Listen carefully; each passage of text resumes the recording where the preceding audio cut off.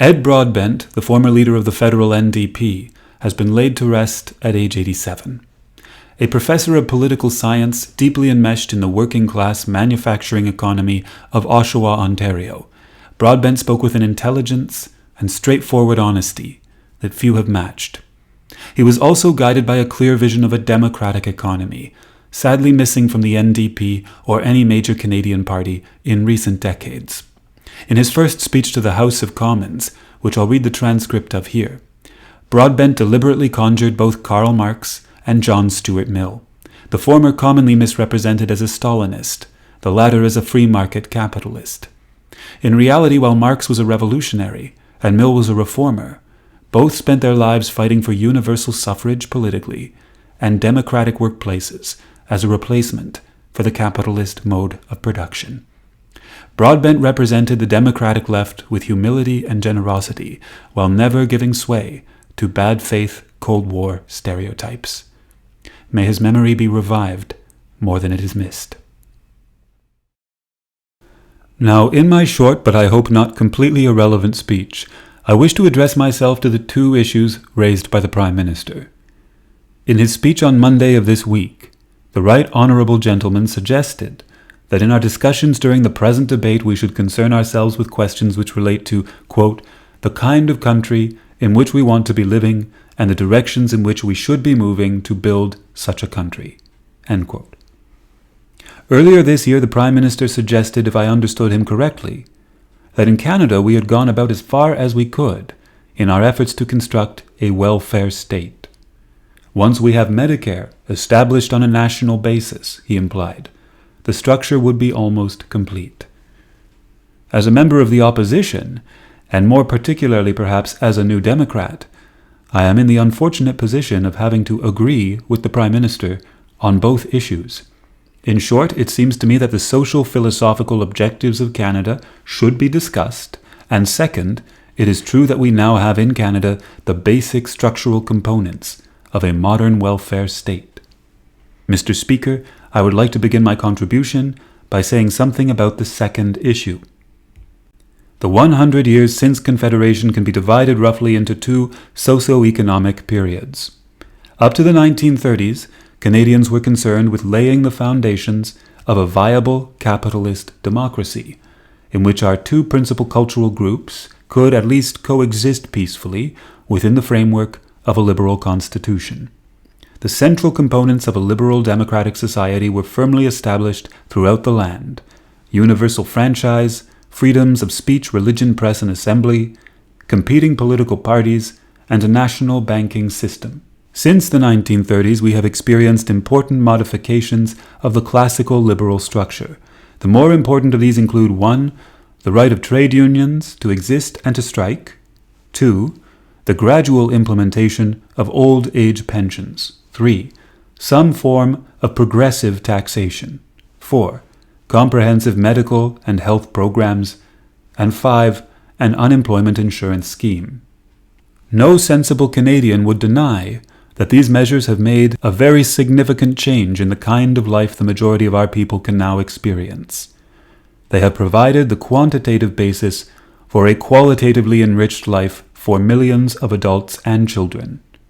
These 5 changes have provided the structural core of our modern welfare state. I emphasize the point that we have the core. It would, however, be both false and irresponsible for me to suggest that we have the whole apple. Previous speakers in this debate have ably indicated serious deficiencies which still remain and about which the government gives almost no indication of seriously concerning itself. The most glaring of these are 1. The abysmal lack of adequate housing. 2. Severe economic inequality between both individuals and regions. 3. The absence of a guaranteed annual income. And 4. An outmoded and inequitable system of taxation. A shock to the Western world, I might add. Mr. Speaker, these 4 areas of concern should not in any way be dismissed as being of minor significance. They are the major evils of the day. They can be and should be remedied. Previous speakers from the New Democratic Party have indicated their existence and have suggested solutions in this House. Earlier in the year, our leader, soon to be returned to this House, and candidates across the land discuss them directly with the Canadian people. There is little need for me, at least in this debate, to add to what has already been said. Instead, what I wish to stress is that every one of these evils can be substantially dealt with within the existing socio-economic structure.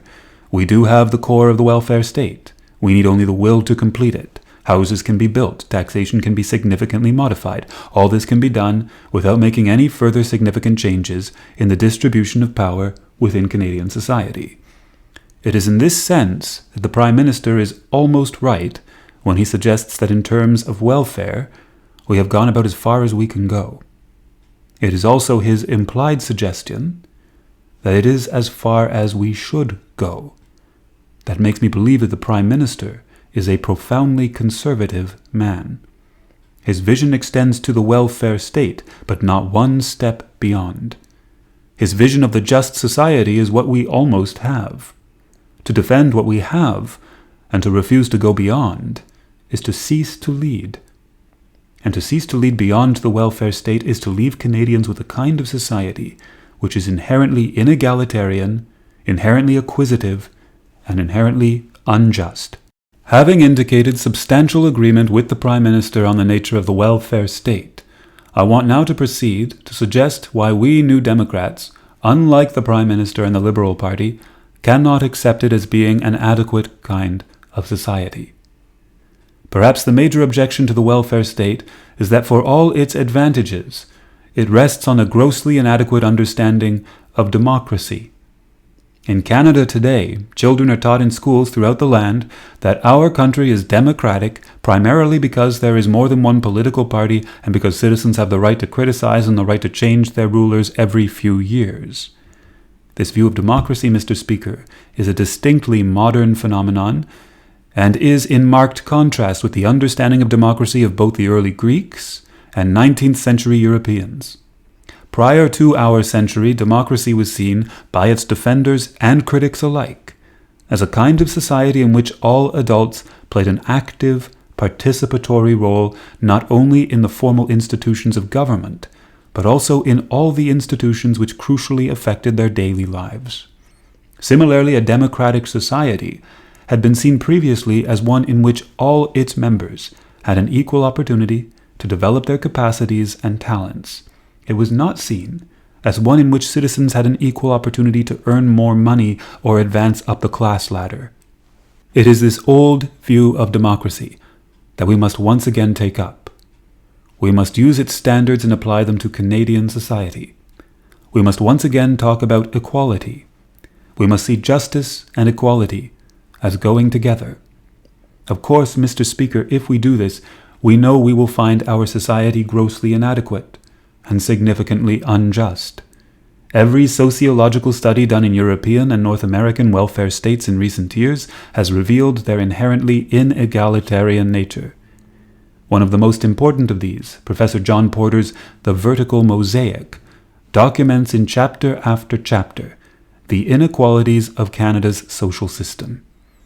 The recent report of the Economic Council of Canada provides additional concrete information on the existence of economic inequality.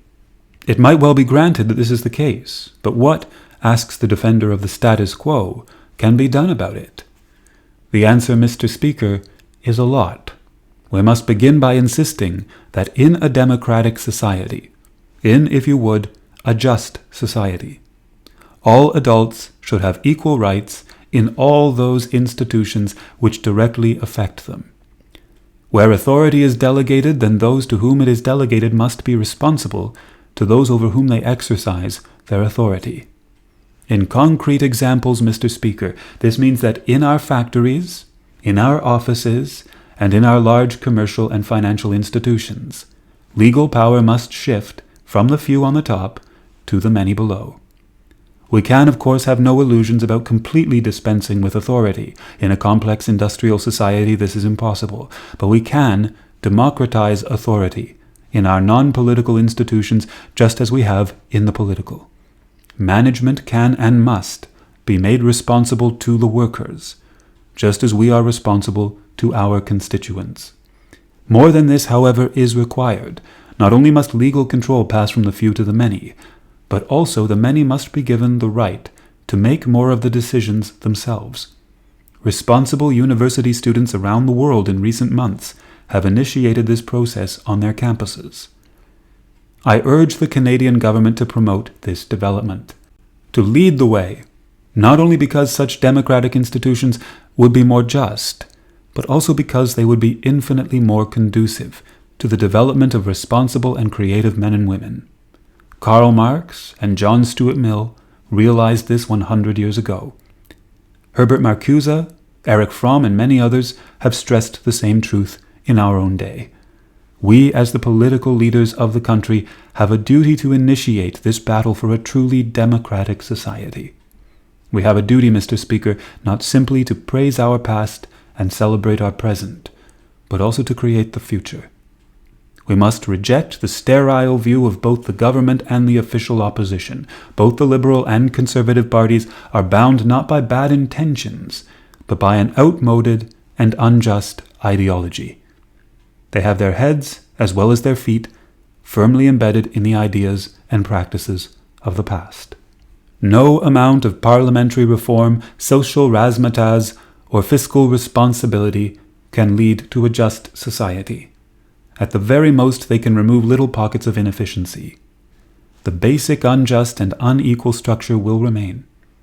What Canadians require is a leadership deeply dedicated to the democratization of the whole of society, and thoroughly committed to changing by means of law the existing power relations needed to bring this about. In recent decades, we have built a welfare state. It is now time to go beyond it. Mr. Speaker, in these brief remarks, I have attempted to follow the Prime Minister's suggestion and discuss in a general way what I think the future of Canada should be. In so doing, I have also tried to indicate the inadequacies of the present. In addition, a serious approach to politics also requires proposals for specific legislation intended to bring about the desired future. In the past, the Cooperative Commonwealth Federation and the New Democratic Party have accepted this important responsibility and have led the way in providing ideas for the welfare state. In the days and months ahead, we shall continue to provide programs intended to take us beyond the welfare state. Thank you, Mr. Speaker.